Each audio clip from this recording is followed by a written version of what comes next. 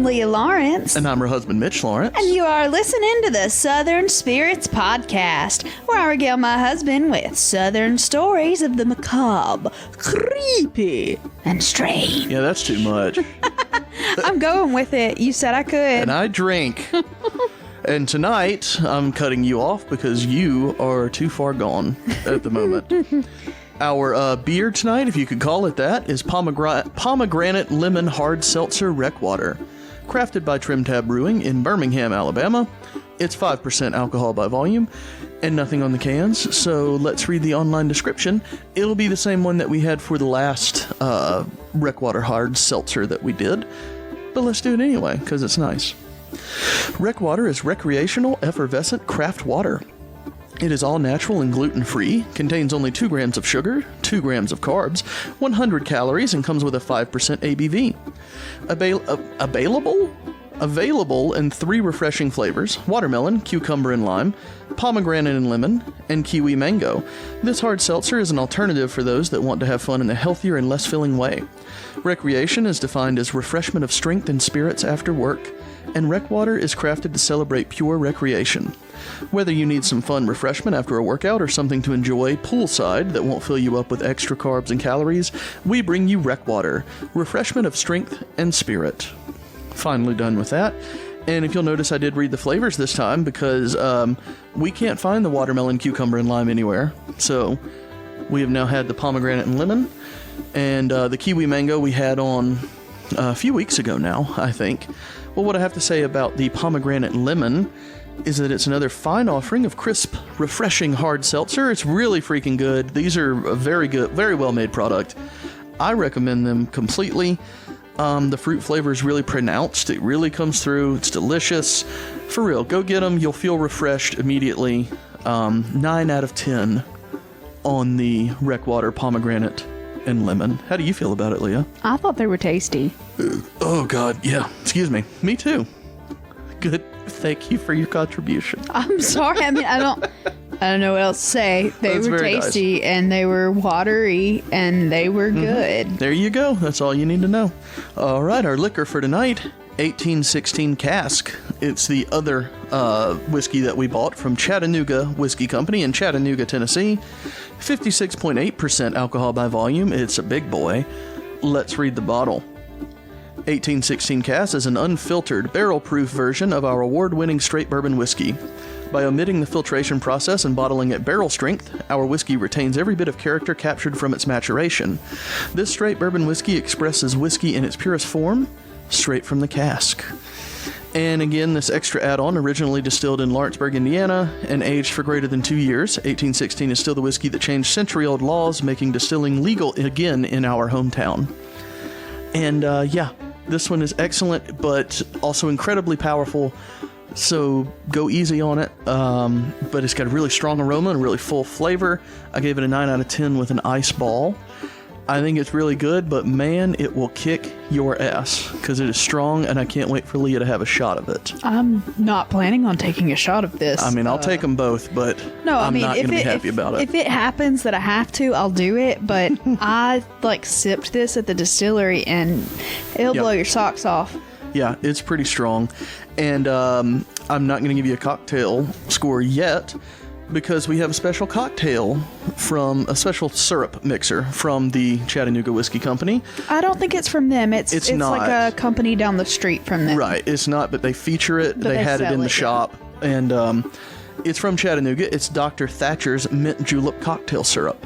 Distributed by Dr. Thacher's in Chattanooga, Tennessee. It's, of course, 0% alcohol by volume. And let's read the bottle on this. Proudly crafted using only real botanical ingredients and no artificial preservatives. What I have to say is it takes a good amount of that bite off of the super strong whiskey we're drinking. I definitely recommend it if you like a mint julep. We do not have mint leaves, so what we have is the syrup, the whiskey, and some seltzer water, like actual seltzer water from Kroger, not RecWater. So that's what we made. I gave it an 8.5 out of 10. It's good. I recommend trying it, like I said, with an actual mint julep. Get you some mint leaves and do it up right. We just kind of threw it together. It's okay. It's still kind of fuck you up, though. 8.5 out of 10. And that's it for what we're drinking this week, Leah. So, if you're ready to move on, well, the 1816 cask, I'll give a 9 out of 10 overall. How about that? Cool. Makes sense? Yeah, there we go. Now we're ready to move on. Cool. So, what do we have next? We have listener mail. Listener mail. Listener mail. Listener mail. Oh, God, did I unplug this? Mail. I think you did. Oh, no. My tablet came unplugged. You may continue. Listener mail. Mail. Mail. Mail. Mail. Listener mail. Mail. Mail. I think the dog did it. I think the dog tripped over my tablet cord and Yeah, unplugged she did. it. She pulled it out. But we have listener mail from Kathy. Yay, Kathy. There we go. Whoa. That's what I was going for. Too much. It was supposed to be shock and surprise and everything, and then, Yeah, I get it. there we go. Now we're fixed. Good old-fashioned rooster. Kathy apparently was recently on vacation in New Orleans, Louisiana, and she sent us not 1, not 2, not 3, but 4 postcards from the beautiful city of New Orleans. That's too many, Kathy. Yeah, so the first one she sent, and they all tie together and are numbered. It's pretty great. Okay. The first one she sent was from the National World War II Museum in New Orleans, and that's it's got fun.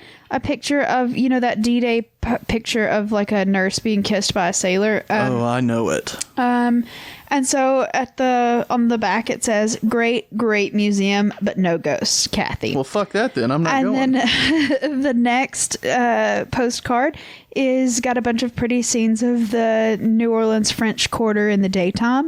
Okay. It has like a picture of the Natchez Riverboat, and it says, I heart NOLA. And on the back it says, Sweet. still no ghosts, Kathy. Oh, God. And on the third postcard, it is a picture of the French Quarter at night. And it's kind of got this spooky thing going on ahead. in it. And on the back it says, looks ghostly, Kathy. But was And it, then, Kathy? Finally. Just looks ghostly? Looks I mean, ghostly. Come on, Kathy. You're teasing here. Well, we've got the conclusion of this saga. Oh, no. This one is a voodoo postcard from New Orleans. It has a bunch of little, drawings of little voodoo skeletons and hats and a bunch of fun stuff on the front. And on the back, it says, at last, ghosts. Oh, no. Kathy. Oh, it's scary. All right, so that was all 4 of our New Orleans postcards from Kathy. Thank you so Kathy. much. I love postcards, and we got 4 at one time, and the people at the post office probably thought I was nuts, but I got really excited about it. I like it. I don't care. Fuck them. Yeah, They're I don't like probably those nuts. people anyway. I don't so know it's those fine. people. That's not nice. You don't know if we like them or not. No, I've had plenty of dealings with the postal workers in that building. There's like one that's not terrible, and the rest, y'all, if you listen, you know who you are, but the rest of them, bitches. Fuck you. All bitches. Well, that's wonderful. Oh, man. All right. Well, thank you so much, Kathy. Again, those postcards will be going up on our wall very soon. Yep. So what are we going to do now, Leah? We're going to go straight into announcing new Possum Passel members. Uh-oh. New Possum Passel members.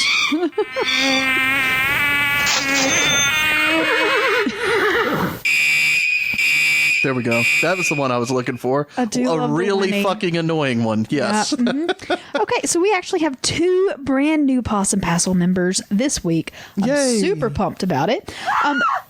Yay. What was that about? That was a celebratory scream. That was not celebratory. If that's celebratory, you have a problem. Yeah. But anyway, our first new Possum Passel member is Emily. Hi, Everybody Emily. welcome Emily. Welcome, Emily. Yay. Yay. She's We don't pledging at the $3 level, and we are so happy to have you, Emily. You are amazing. You are wonderful. Thank you for helping us fund our podcast and not go into super duper debt trying to have fun doing this. I So, agree with everything Leah just said. appreciate it so much. Thank you. And our second Possum Passel member is, it could be said 2 ways, and no. I'm not sure which one. Oh, you're going to pick the racist one. I already know that. What? Whatever it is. Go ahead. Anyway, it's either Case or Casey, and I'm not sure which okay. one. I'm not either because I've had this problem in my own personal life before. I played baseball with a group of 4 brothers that were separated by a year each, and Case was the youngest one. and his was pronounced Case, but I was never sure if it was Casey or not. Yeah, it's Kayce. So I'm thinking Case, but if it's Casey, just let me know. I'll correct myself on the next Case is what I'm talking about. Yeah, no. It is confusing. No, this one's Case or Casey. I'm not sure. But anyway, he's pledging at the $20 level. Yay. Y'all, give this man a hand. Woo. Thank you so much. We appreciate you for everything. Can't wait to get that t-shirt out to you. It's going to be great. Thank you so much, everybody, for pledging to our Patreon campaign. It really does so much to help our podcast. Thank you, y'all. It has allowed us to even... I don't know, possibly start a new podcast that you might hear about at the end of this show if you stick around. Maybe. Question mark? Are we doing that? Yes, we are. I didn't know if we were doing that. Okay. We're doing that. All right. So Excellent. teaser, there might be a promo spot for a new show produced by us at the end of this show. But you got to sift through the bullshit to get there. Yep, you got to sit through this shit. Or like just scroll forward, whatever. Like it's technology. If you're just really that excited, you can skip ahead. No. We make ours non-skippable. I don't think that's a thing. But... I'm going to figure it out. All right. Well, that was enough of possum passelry. Thanks, y'all. We're going straight into funny place names. Funny place names. All right. So for our very, well, not very first, because it's the only one this episode. We do one an episode. One funny place name. So our funny place name is coming out of the great state of Arkansas this week, and we're talking about buttermilk. Buttermilk? Buttermilk. Okay. I want to know about buttermilk. So this town experienced... Okay. You said Tennessee? So, Buttermilk, Tennessee? Arkansas. Where'd I get Tennessee from? I don't know. I don't know either. But in 1840, this church that was in the area... It was an unnamed settlement at the time. There was this church, and they had just had their church freshly whitewashed. It looked gorgeous. It was perfect. It was just whiter than snow and just slick as an owl turd. I don't know. It looked great. It was beautiful. God, you got to stop all these southern sayings. Because they are terrible. You have allowed me to drink sugar and booze at the same time, and sugar booze. I haven't had either of those things all week, and I'm a little excited about it. But anyway, sugar booze. Sugar booze. But anyway, they have painted this church white, and it was gorgeous, and it looked great. But all of a sudden, a fucking rainstorm came down. Oh, no. The rains came down and the floods came up, and it was awful. Oh, no. And the rain was so strong that it washed the paint right the fuck off that church. Oh, no. And the paint was so thick and white that it made the water running down the gullies look like buttermilk. Mm-hmm. And so the townspeople were like, oh, it looks like buttermilk. And then they started calling the buttermilk church. And anyway, it ended up being called Buttermilk, Arkansas, because the rain washed the paint right off that church. If y'all didn't know, the South is a simple place, always has been. We can see something and go, yeah, we'll name ourselves that. Like buttermilk. I dropped a pickle in the gap. I'm going to call it Pickle Gap. There's Frog Lick, which, okay. There's no Frog Lick. If you're seeing there is a Frog Lick somewhere. There's a Frog Lick. Yeah. There's a Frog Eye. Yeah. There's a Big Bone Lick. There's a lot of licks. There's a Beaver Lick. But I've never heard of a Frog Lick. That one's in Hartselle, Alabama.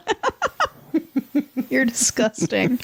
Sorry. Anyway, so yeah, that was our funny place name for the episode. Aren't you excited about buttermilk? I loved it. And if anybody in Arkansas lives near Buttermilk, and if they're big enough, I don't think they are. I think it's like very rural. But if you happen upon a buttermilk postcard, I'm down for it. Mm-hmm.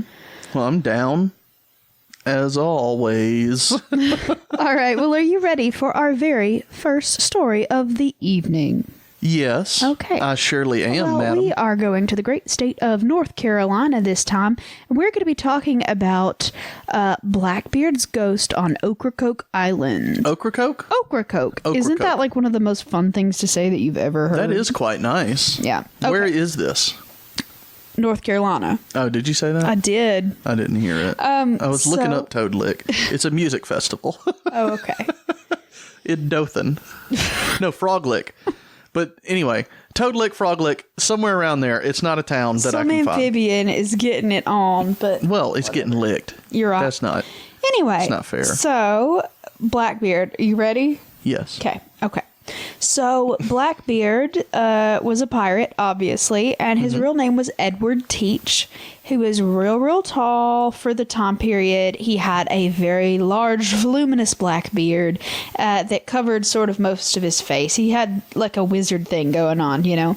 Right. And it was so long that it extended down to almost his waist. And it was like this big, ridiculous beard, and he would like sort of braid it in pigtails, and he had black ribbons sort of hanging off of it. Like, he was a creepy looking motherfucker. And he wore like a really thick bandolier over his shoulder that had 3 braces of pistols in it. So like 6 pistols hanging there, just ready to go. Always, you know, armed so he could, you know, it was single shot back then. So basically he had himself a revolver, you know, with the bandolier of pistols. I get it. I was amused with myself. You shut up. I get it. But anyway, and sometimes he would also be known to get the wick of, like, you know, like when you've got a cannon, you have to replace the wick each time because it, you know, burns down. And anyway, so he would take some of those wicks from a cannon and he would like stick it in his beard and set it on fire, or stick it in his hat and set it on fire. So his face looked like it was like from hell, like he had black smoke all around him, and it was just sort of a scare tactic that he would use, and it was really creepy. He sounds creepy. This is a bad dude. He's not a fancy pirate. He's a fucking pirate, you know? I might like to hang out with him. Probably not. He's also known to drink flaming rum, so he'd like just set his rum on fire and drink it in front of his crew just to show that he could like drink the flames of hell. He wouldn't blow it out first? Apparently not. But anyway, so flaming rum and Blackbeard. But yeah, so it turns out that in my mind as a kid learning about Blackbeard, I was like, oh, like this guy like pirated for years and years and years, and he was just this pirate and shit. Turns out that pirates' careers were really way shorter than you imagine they are. Yeah. So Edward Teach's, so Blackbeard, his like reign of piracy only lasted for about 27 months. Wow. So just over 2 years. It was not that long. I was very surprised by that. But anyway, but he was known as a terror of the Atlantic and Caribbean oceans. He liked to ambush ships, steal their cargo. He could be a gentleman, you know, to the people that surrendered. He wouldn't kill them.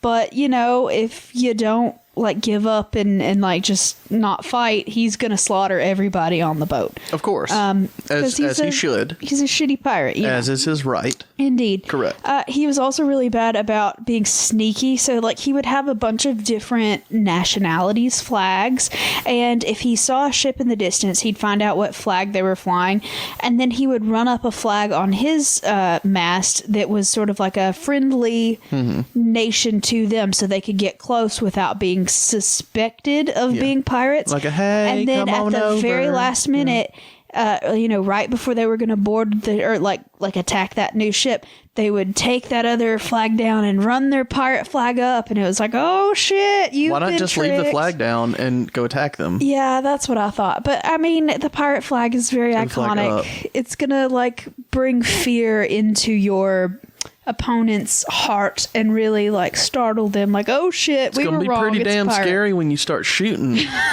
You're not wrong, but I don't know. You don't need the flag.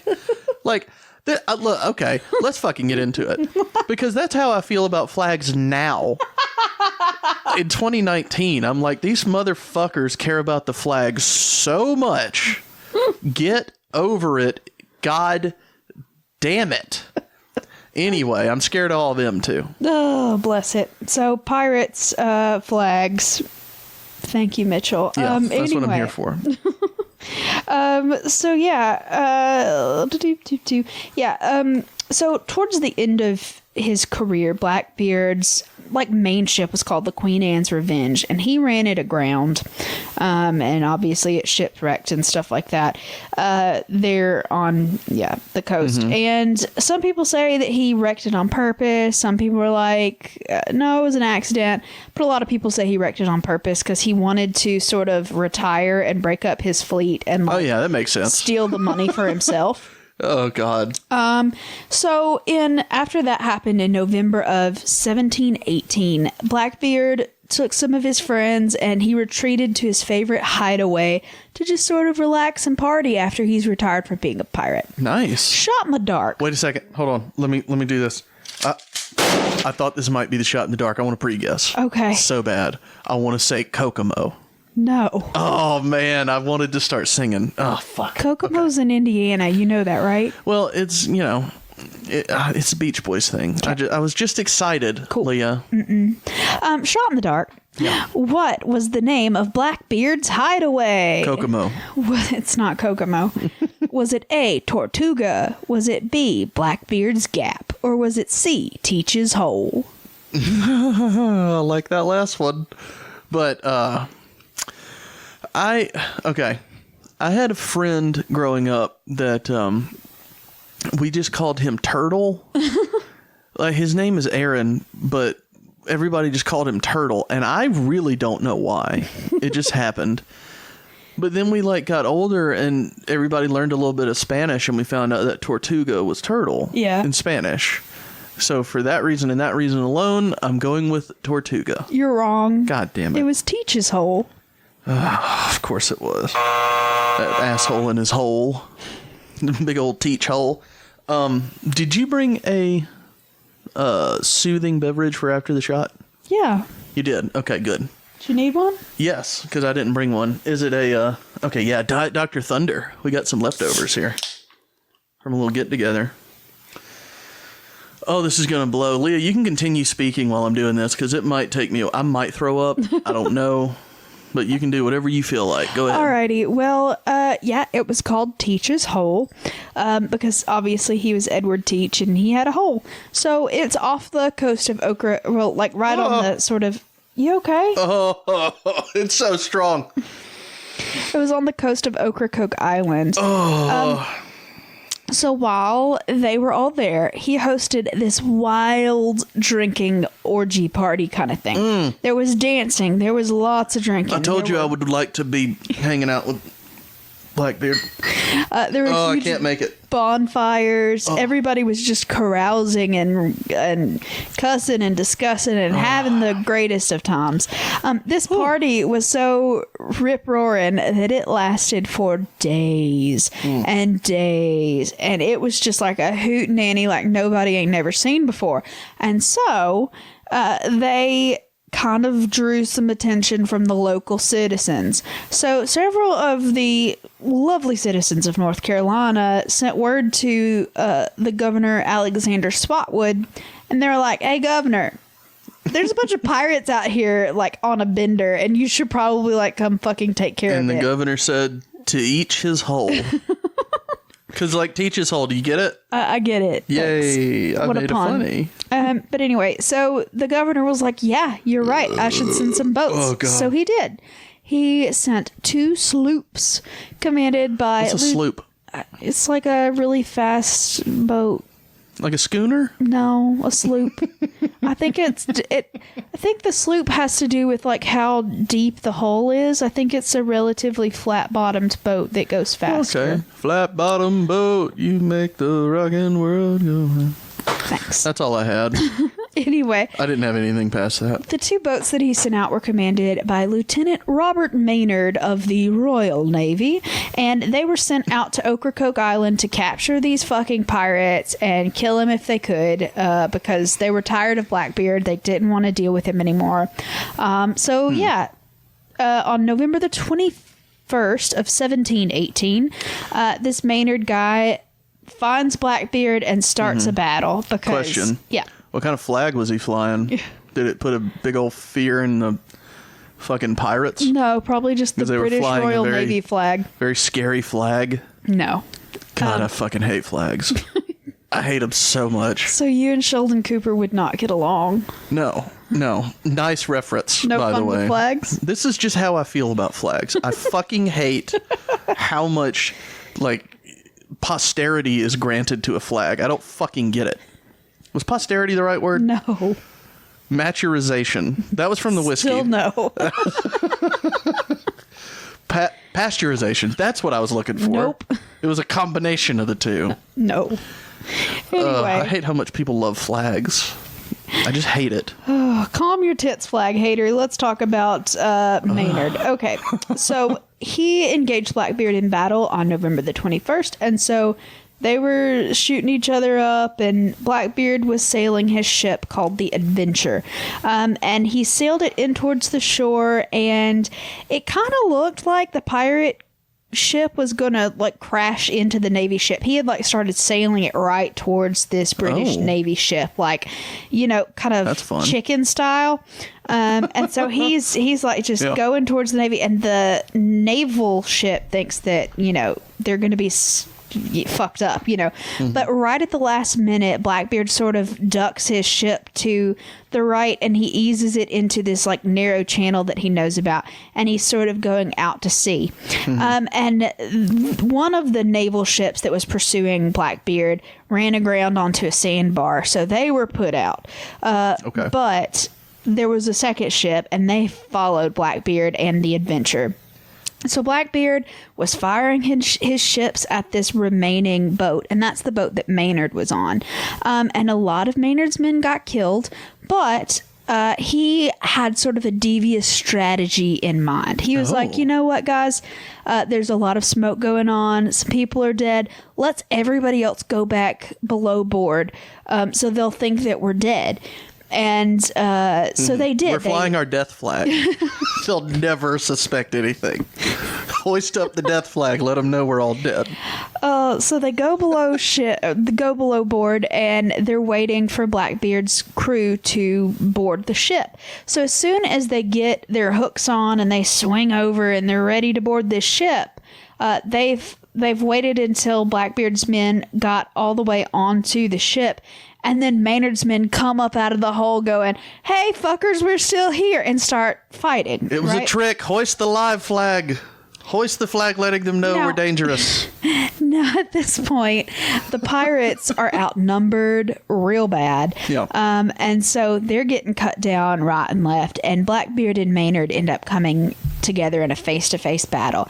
They both shot at each other. Blackbeard's shot missed, but Maynard's did not. It hit him right in the pirate. What? Is there a body part called a pirate I've never heard of? No. Because I don't want to know what it takes to be hitting the pirate. But Blackbeard was unfazed about this bullet wound. He was like, fuck this, we're going to keep going. So he pulls his sword out, and they're sword fighting like pirates do. And he manages to snap the blade off of Maynard's sword with, you know, up to the hilt. So, like, Maynard's kind of fucked at this point. But right as Blackbeard... Right as Blackbeard is prepared to like thrust his sword through Maynard's chest. Fuck yeah! One of Maynard's men comes up behind Blackbeard and cuts his throat. Just slits his throat. Lots of blood. It was gross. No.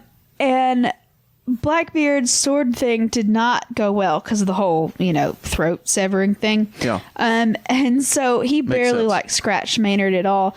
And Blackbeard has this like cut throat, but is still infuriated. So as he is spouting a fountain of blood from his neck, he's still fighting like a motherfucker, trying to stab this guy.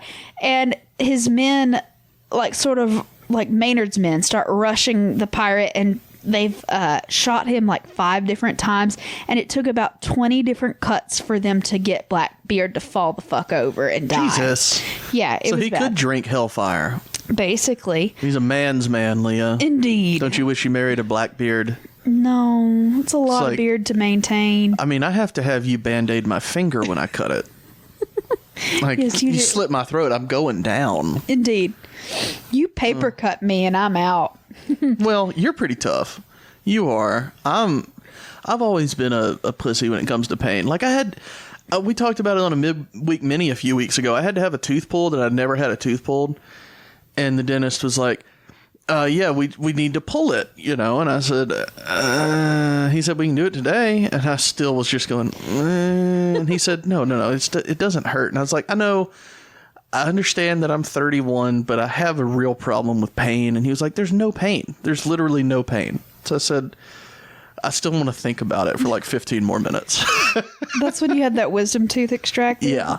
And they did. And it didn't hurt one bit at all because they numbed it. And I was like, I still don't want to do it again.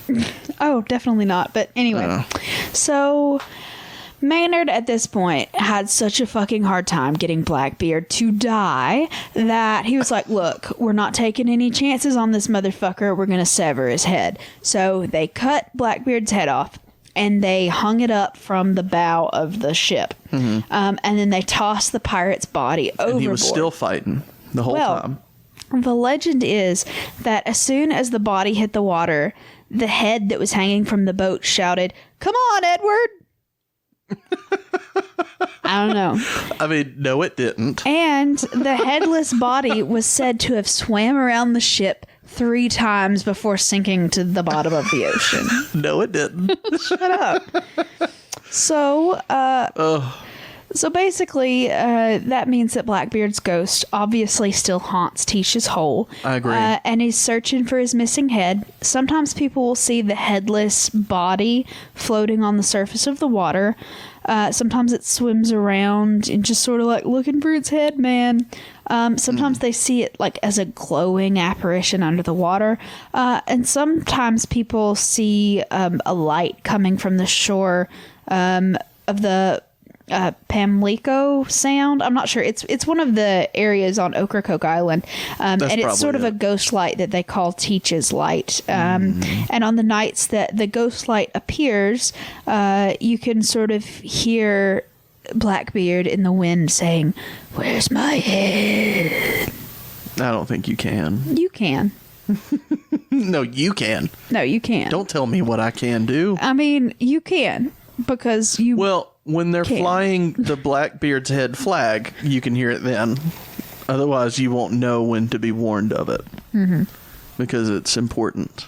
So that was Blackbeard's ghost on Ocracoke Island. And as you will come to know, the longer we do this, I've already mentioned Blackbeard's ghost at a different place in North Carolina. Did you? I did, a few episodes ago. I don't remember. And let's just say Blackbeard's ghost is all over the fucking place. So yeah. This is one of the many manifestations of Blackbeard's ghost. But he died in North Carolina, right? He died in the North Carolina the on area. Ocracoke Island. Yeah. We just talked about it. Well, what I'm saying is, if his ghost is being seen in other southern states, they're just wrong. No, even it's though I don't believe in mostly ghosts, North Carolina that period, you see his ghost. Okay, well that makes sense then. I don't believe in ghosts, period, but like if you're in Alabama and you see Blackbeard's ghost, no, you're just hallucinating. See a psychiatrist. Or maybe it's a different pirate. You don't know. Well, if he says he's Blackbeard, he's not going to say he's Blackbeard. Well, he might. That ghost wouldn't lie to me. I don't know. Well, that's the end of story 1, right? It is. Perfect. All right. Well, before we get into story 2, we have another podcast to share with y'all, and not the one we were talking about earlier. Nope, not our podcast. A friend podcast that we met on Instagram. Right. Hey, y'all. Yeah, this is a podcast hosted by, I believe, a librarian and a historian. Is that right? I believe so. Yeah. Yeah, and I listened to their most recent episode, and it is really long, but I liked it. I enjoyed the whole 2 hours, and it was about historical penises, and it made me laugh really hard. They talked about Rasputin's dick, they talked about Napoleon's dick, they talked about Hitler's dick. It was like lots of historical dick, so if you're interested... Yeah, give this little promo a listen. Yeah, they're called the Historical AF Podcast. And here, we're going to listen to their ad right now. Think history is boring? Think again. Historical AF is a boozy and delightfully foul-mouthed podcast delivering history with a twist. A twistery, if you will. Every Sunday, historian Keena Stiles and librarian Ashley Rulo present the funny, weird, morbid, spooky, and random historical nuggets you never knew you needed. So if your favorite part of true crime and paranormal stories is the history and you want to dominate trivia night, check out Historical AF. You can listen and subscribe on most podcasting platforms, including Apple Podcasts, Google Play, and Spotify. For a comprehensive list, visit us at historicalafpod.wordpress.com/listen.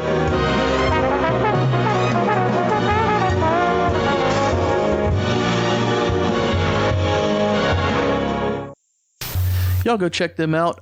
They're very new, right, Leah? Yeah, I think this next episode coming out is going to be like their 10th episode. So get in on the ground floor. I think they're from Texas, which is really fun. I think you could tell that they've got a little bit of a southern accent as well. So go say hey to those ladies. Brand new podcast that you can get on board with. Go listen to them. Yeah, go check them out. Well, how about we get into story number 2? All right. Well, we are doing a interesting story from Charlottesville, Virginia. Why is it interesting? Well, because Is everything we do interesting? I think Samus is breathing into my microphone. The dog just jumped on the couch, and she is right in my face, just breathing. Bless her heart. Oh, She just wants love. But we are talking about the Dunlora Mansion. Now, up front, this is more of an urban legend than it is anything, but it's a good-ass story, and I'm going to tell it. But there are historical bases for some of the stuff that happened, but most of it is complete and total bullshit as far as I can tell. Doesn't mean that it didn't happen, just means that nobody reported it in the newspaper at the time. So I'm going to put that out there. I don't believe that this is historically accurate, but it's a good story. We're going to talk about it. I'm going to have to object because I want fact on this podcast. I don't want to distribute false information. We're talking about folklore here, sweetheart, and that's what we do. I'm not okay with it. Well, cancel this story episode over. We'll see y'all next week. See y'all next week. Bye, y'all.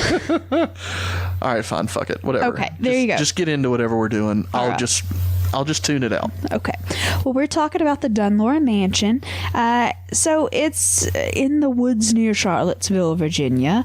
The area now is a very wealthy, like, suburb of Charlottesville. It's a fancy-ass place. And it originally, all of the land in this area was originally acquired in 1724. It was granted by the British Crown to Major Thomas Carr. Now, shot in the dark. Oh, God, we're going that quick? Yeah. Hold on. I got to get down to my thing. I was petting the dog. She's up here being all sweet. Okay, good. Major Thomas Carr was the brother-in-law of a famous founding father. Okay. Who was that famous founding father? Was it A, Benjamin Franklin? Was it B, Thomas Jefferson? Or was it C, John Adams? And his last name is Carr? Carr. He was the brother-in-law. Brother-in-law. Okay. Oh, God. See, you asked this question, assuming I don't know who the founding fathers married, Leah. And you know what? Surprise, surprise. You are correct. Oh, God. All right.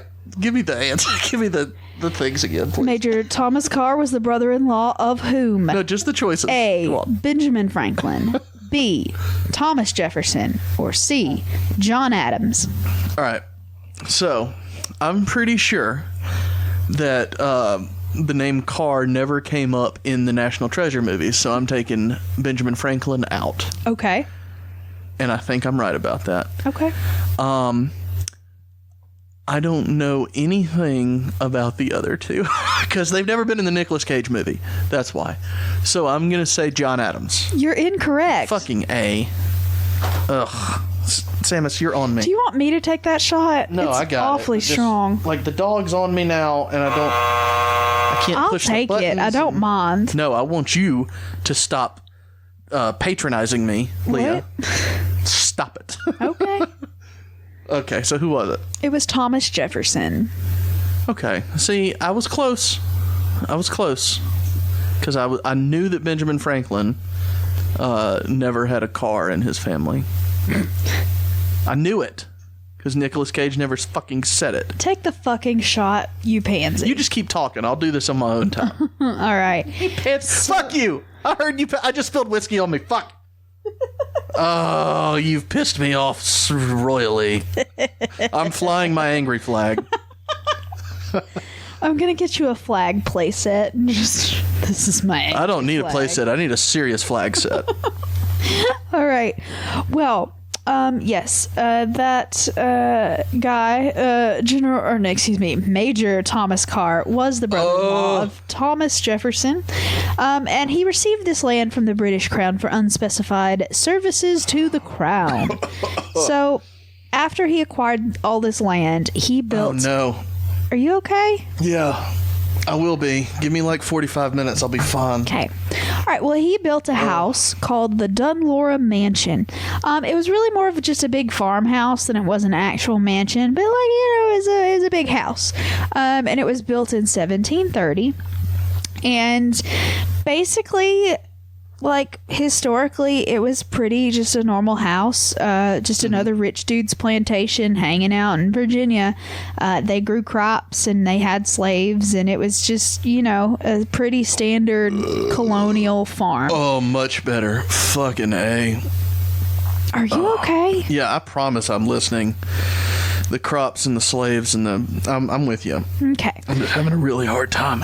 The only thing weird about this particular plantation, that it was kind of located deep in the woods, like in a really forested area. The house was set back in the woods. Mm-hmm. So that was a little weird and a little creepy, but like for the most part, it was just a regular house. And it passed from, family to family and was just sort of it's just a house, right? Right. But around the 1900s, it kind of started getting a lot of legends about it. Started getting a lot of creepy reputations about there being ghosts and creepiness and just being a general kind of haunted-y kind of house. Gentral. I agree. And so this is where the urban legend takes over. Okay. So yeah, the stories say that the Dunlora Mansion was eventually passed down to this woman that must have been a relative of some sort of this original family that built it. And she was a recluse, and everybody in town rumored and talked about this lady because they thought she was a bad witch. Not a nice witch, but like a bad witch. And so... Like Gilda? Was it Gilda? What was the good witch's name? Glinda. I was so close. Gilda Radner, the good witch. Something like that. But anyway, they believed, that this evil witchy woman was living there. And, previous to this woman taking ownership of the house, the area, the woods around the place had been sort of popular campsites, and people like to have picnics in the woods and that kind of stuff in this area. But it eventually, by like the 20s, was like, okay, that lady's spooky, we're not going back there, that bitch is creepy, just we're avoiding this place. So all of the woods around that house basically just became just a no-fly zone for most of the people in the area. Mm-hmm. People reported seeing shadow figures and hearing weird chanting in the trees and seeing like spook lights and lots of weird, creepy things that people were very uncomfortable with. And basically, it could go one or two ways. I've read both parts of the story. Either the lady died and it's her ghost that's about to do all this bad shit, or she's still alive and she was doing all the bad shit. So we'll see. But anyway, this lady had sort of let the mansion, quote unquote, kind of go. You know what I mean? I mean, it was built in like the 1700s, and it's like 1920 now, and it's really fucking old, and she probably couldn't keep it up herself, and it had gotten run down and stuff like that. So this is the story that you'll hear that's a little creepypasta-esque, but I like it, and I'm gonna tell it. So it's kind of fanfic? I mean... Samus, please don't bark. You are right beside me. Fucking A. Just wait till we get the ghost story going. Oh, God. All right. Here we go. No, not that it scared me. It's just... Yeah, start. Now everybody gets to hear your fucking bark, you cunt. All right. We have the cuntiest dog. But she's so sweet. She is. Y'all, we have sweet. the best dogs. I don't know about all that. Anyway, so in the summer of 1920, there was a group of 6 Boy Scouts, and their Boy Scout leader was obviously leading them on this camping expedition. Oh, no. They were on a camping expedition, and they were sort of hiking in the woods around the Dunlora mansion. And they, like, didn't really know about all, like, the creepy shit. It was just, like, a nice woodsy place to, like, you know, camp, right? Right. So they set up their campsite relatively close to the property of the Dunlora mansion, but like it wasn't within eyesight. They didn't know it was back there.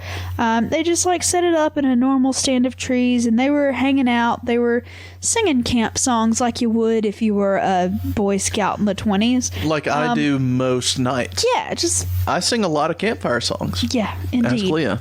And they were having fun, and they I were make telling, them up, but you know. they were telling stories around their campfire. I'm sure someone had a harmonica and was just going to town on it. It was going to be great. It was a fun little Boy Scout romp, right? Well, Leah, that sounds oddly sexual, and I'm very upset about it. I'm sorry. Anyway, so they had gotten really tired. They were like, look, y'all, it's time to go to bed. Tents out. Let's do this. So everybody got in their tents. They had gone to sleep. And in the middle of the night, the scout leader was sort of awoken by sort of these scratching noises. And it sounded like a weird, like a... Wait, hold on. One more time. I'm almost there. Keep going. Mom. Okay, no, don't really. Sorry. It's actually much worse. Yeah. It was sort of a weird, creepy, low, grumbling kind of noise that was coming from where, like, the direction of where the boys' tents were all pitched. And so... Again, oddly sexual. That is what... you pitch a tent, Mitchell. It's a pitch I do. tent. I don't know what these boys are doing. Oh, my God. Mitchell, that's what you do to an actual camping tent. You made it a problem. No, you did. I did not start the Boy Scout sex story. There's no sex I'm involved. just saying. Anyway, so the scout leader was awoken by this creepy noise towards where the Boy Scouts were sleeping, and he was like, oh, I bet this is like a bear or some shit. I should probably go like chase it off. So he gets out of his tent and he grabs his flashlight and he goes off to figure out what this shit was, what that sound was making, and to sort of chase it off, or if it was the boys just playing a prank to tell him to stop fucking around and go back to sleep. So when he got to the tents, there was no sign of any animal, which great. It's a positive sign. But unfortunately, there was no sign of any of the boys either. So oh no! when he got there, did they kill the Boy Scouts? Hush, we're getting there. Oh. The tents were completely empty. The flaps of their tents were just sort of flapping in the breeze. And there was just this really quiet, calm, like dead kind of feeling. You know what I mean? Like when nothing's moving and it feels like it should. Just a very creepy feeling. And he had his flashlight and he, was shining it everywhere and he couldn't find anybody. He kind of hollered their names. They didn't say anything.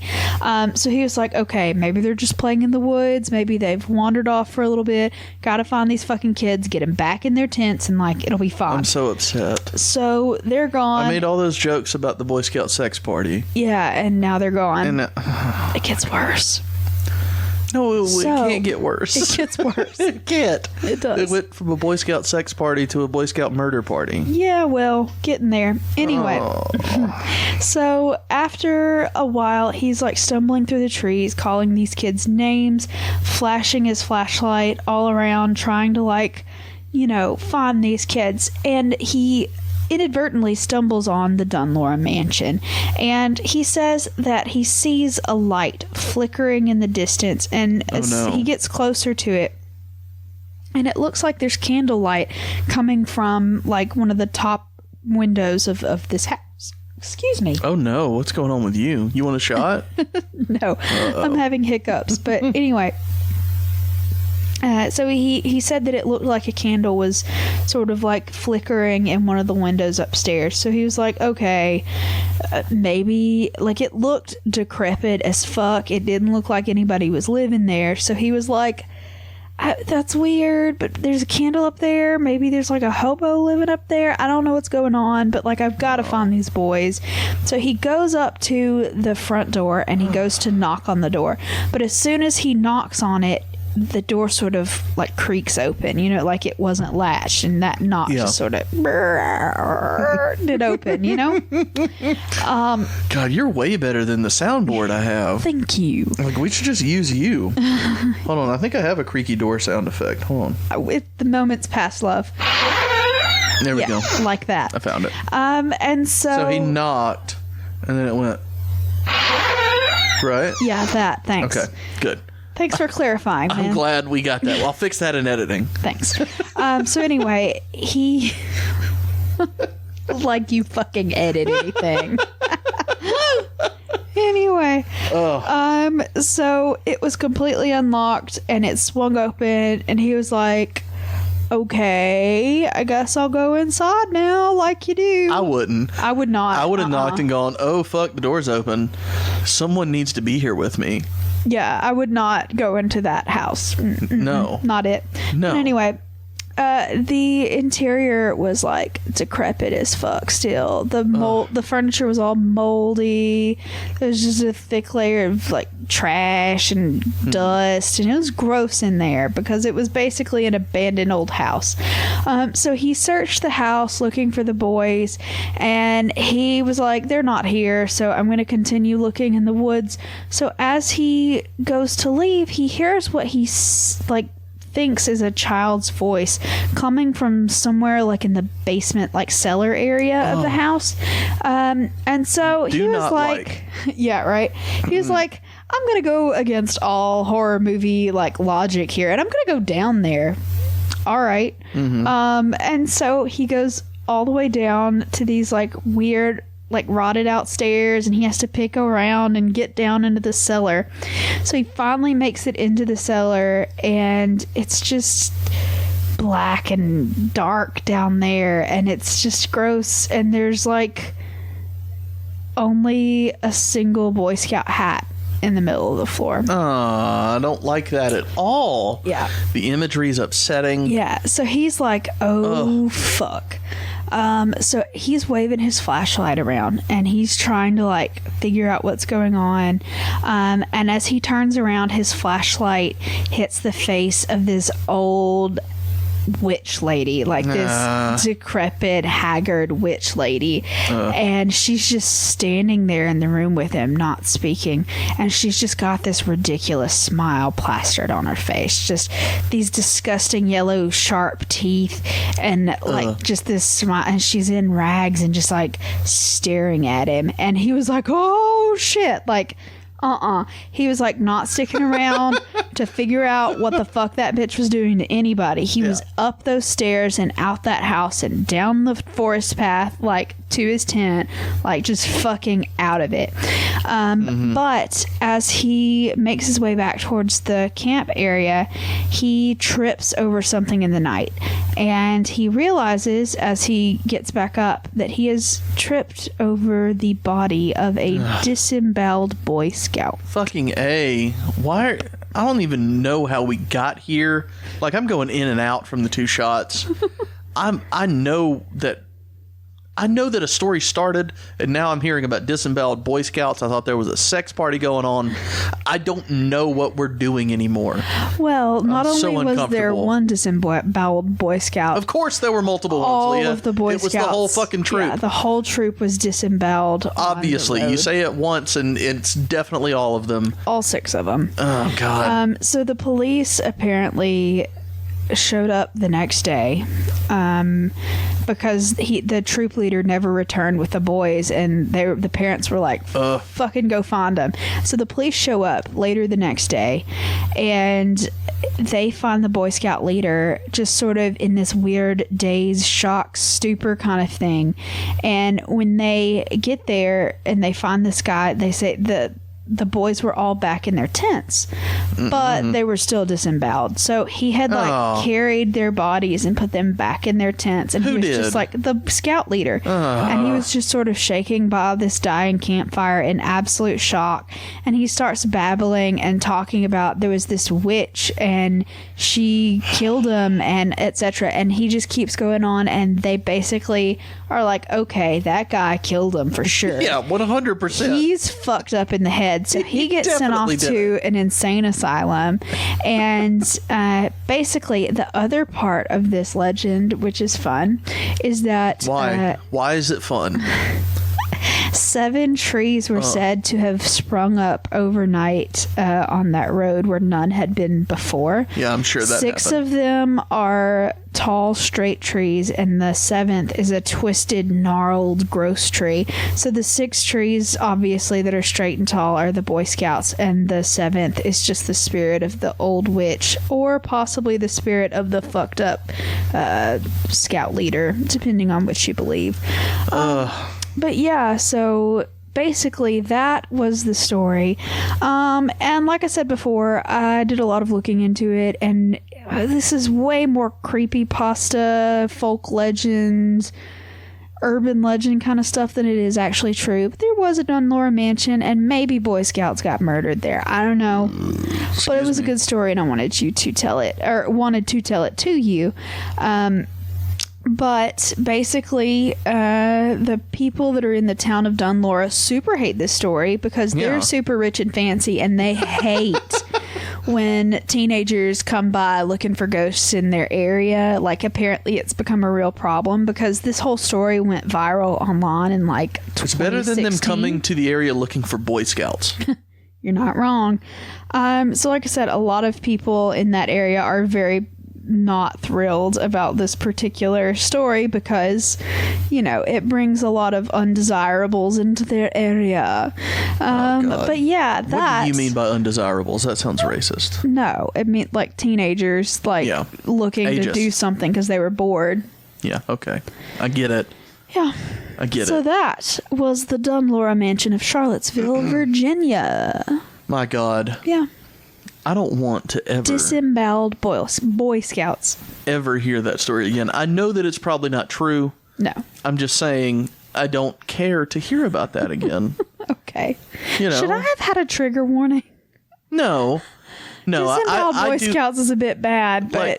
when we're talking about... I was a little drunk, so I didn't think about it. I mean, if you're asking me, no. I don't ever need a trigger warning. Personally, but I'm not everyone, and I acknowledge that. Thank you. I will accept your praise anytime. Thank you. Anyway, so I am heroic. No, I'm just saying I don't need it, but you know that story was fucking rough. Yes, even if it's fake. Mm-hmm. You know, it's upsetting. I'm sorry. Anyway, why don't we just get a toast? Okay, everybody. We're toasting Blackbeard and those disemboweled Boy Scouts. Everybody out there in podcast land, hoist your goblet high into the sky. Mm-hmm. Let's do this. Blackbeard lost his noggin out on Ocracoke. His ghostly body is perfecting its backstroke. That one was good, right? Next. Nature is scary. Please stay out of the forest. Get caught by a witch and you'll need a florist. You know, for funeral flowers. Wow, way to ruin your fucking toast. Drink! You stopped after both stanzas. Oh, the flow was perfect. It was absolutely wonderful. You want to do it one more time all together so I'm not like fucking it up? Yeah, absolutely. I learned from never taking an improv class to never say no. I always say yes, so take it. Blackbeard lost his noggin out on Ocracoke. His ghostly body... Fuck, I can't do it again. I'm drunk. Try it again. Take it again. I'll fix this in editing. You know what? It's fine. I think y'all get it, but I liked saying the word noggin and Ocracoke in the same sentence. Yeah, that's pretty cool. Stanza. Thanks. Say stanza. Maybe stanza? I don't know. Line? Whatever. It was fun. I don't know, something like that. Well, are we going to introduce the promo now or after the credits roll? Probably right now. Let's do it. Well, what we'll do is we'll intro it, and then I think we'll run the outro. Okay. And then we'll play it at the very end. How about that? That's fun. You think that? Yeah. So Go why don't ahead. you take it, because you're involved a lot more than I am. Okay. So go ahead. So myself, along with 3 of my best friends, are doing a new podcast, and it is called the Trailer Trashy Podcast. And basically, we're having a dumb true crime game show. Every week, we are going to be telling dumb true crime stories. All of your favorite Florida man stories, all of your favorite someone armed robbery style with an alligator. I don't know. It gets That weird. happens. There's a ceramic squirrel There's involved. a ceramic squirrel in one of the episodes we recorded already. It's pretty great. We're a bunch of country hicks, and we love talking and laughing together. It's true crime, but it's not scary true crime, and it's really fun. So if y'all are interested, when it comes out, please give it a listen. It's mostly naked true crime. What? Yeah, there's a lot of nudity in There all the is a lot of episodes. nudity, not on our part because no one wants to see Just in any the of us stories that are naked. told. But like, there's a lot of dudes just trying to like shoplift naked. It's weird, but it's fun. It is. It's very fun, and it's part of a brand new production company, I guess you could say, that me and Yeah. Leah have started. And just because we've been doing this for a year, and now we have other people and entities wanting to get involved, so we're branching out. We're definitely going to start adding video. We don't know to what capacity yet, but we're going to put some video in this podcast somehow.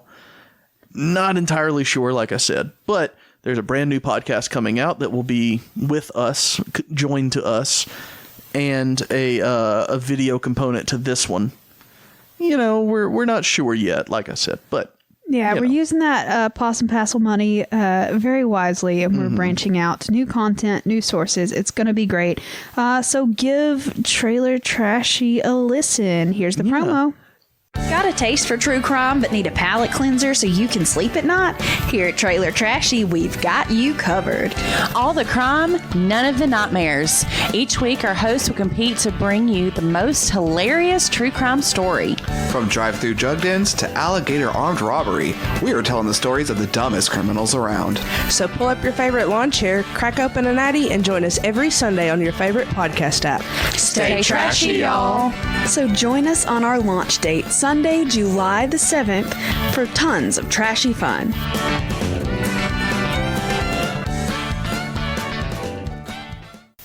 Okay, y'all, that's all the time that we have this week. We thank you for listening to the Southern Spirits Podcast, and check out Trailer Trashy. Follow us on all of your social medias. We are on Facebook and Instagram at Southern Spirits Podcast. I'm on Twitter at S-Spirits Podcast. Join the Facebook community chat, where we have all of the fun. Lots of fun. Literally all of the fun. No fun happens without our consent, Indeed. except for on that community chat. We allow fun to just run rampant. Lots of fun. Send us an email, southernspiritspodcast@gmail.com. We need your questions and stories for midweek minis. You can send those to the emails or to the social medias. Send us any postcards like Kathy did, or any fun stuff to our P.O. Box, which is P.O. Box 1743, Hartselle, Alabama, Hartselle 35640. Also, you can join the Patreon and join the Possum Passel at patreon.com/Southern Spirits Podcast. You can contribute, help us out with bringing you more content, and just you know, you don't have to, but it would be nice. That's really all. We really thank you a lot, and we will see you next week. Bye, y'all.